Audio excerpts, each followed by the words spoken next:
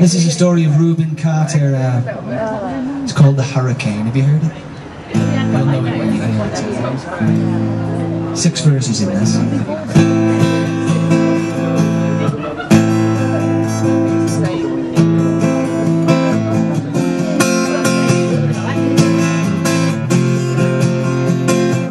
Shattering out in a bar one night, enter Patty Valentine from the upper hall. She sees a bartender in a pool of blood, cries out, my God, they've killed them all. Here comes the story of a hurricane. The man the authorities came to blame for something that he'd never done, but in a prison cell but one time he could have been the champion of the world.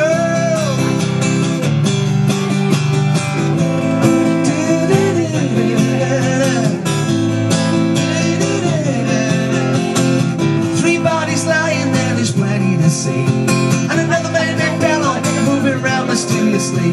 I was only robbing the register, I hope you understand. I saw him leaving, he says as he stops, we better get someone to call up the cops. So Patty calls the cops.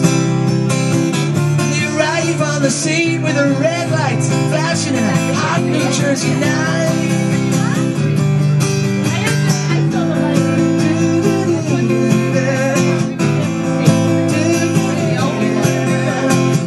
Meanwhile, far away in another part of town, Rubin Carter and a couple of friends are just driving around.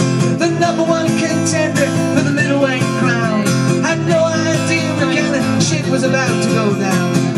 They coupled him over to the side of the road, just like the time before and the time before that. If it's Patterson, that's just the way things go. If you're black, you might as well not show up on the scene unless you want to ride the heat.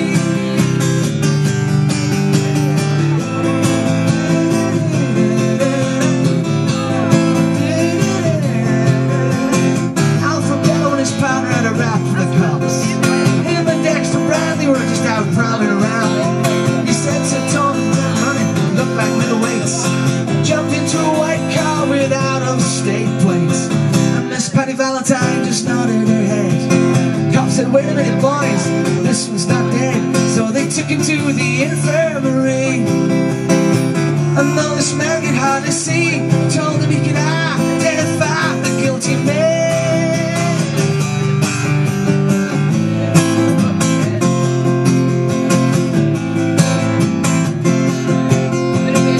4 in the morning and they're home Rubin.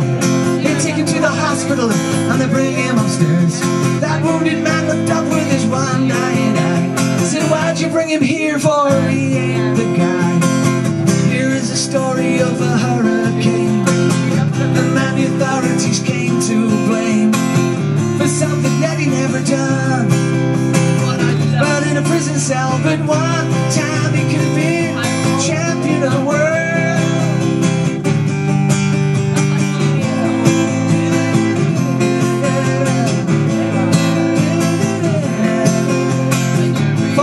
Later, the ghettos are in flames. Rubin's in South America fighting for his name, while Arthur Dexter Bradley's still in the robbery game. The cops are looking for someone to put the screws on. Remember that murder that you saw in a bar? Remember you saw that getaway car? Think of it, fighting that you saw. Don't forget that you were white.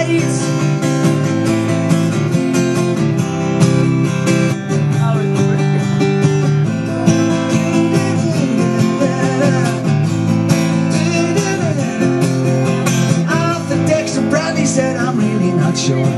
The cop said, a poor boy by you could use a break. We got you for the motel job. Look, talking to your friend Bello. You don't want to go to jail, be a nice fellow. You'd be doing society a favor. That son of a bitch is braver, getting braver. We want to put his ass in the stir. We want to pin this triple murder on him. He ain't no gentleman, Jim.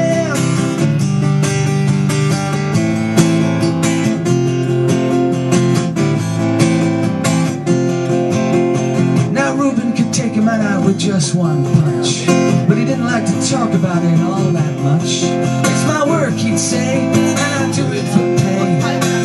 When it's all over, I just soon go on my way up to some paradise where the trout streams flow and the hour is nice to ride a horse along the trail. But then they took him to the jail house where they tried to turn a man into a mouse.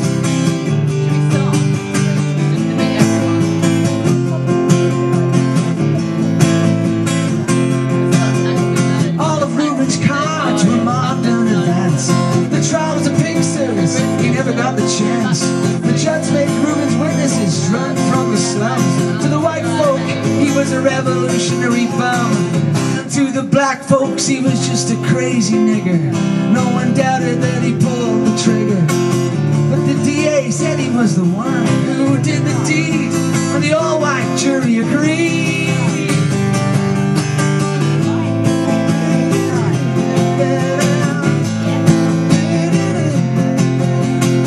Rubin Carter was falsely tried. Charge was murder one, yes, who testified. Bellow and Bradley, and they both badly lied. And the newspapers all went along for the ride. How can the life of such a man be in the fool of some fool's hands? To see him obviously framed kinda makes you feel ashamed to live in a land where justice is a gift.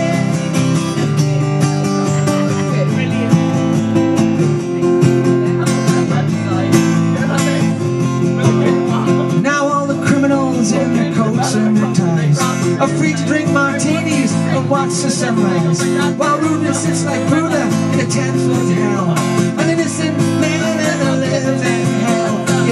Yes, that's a story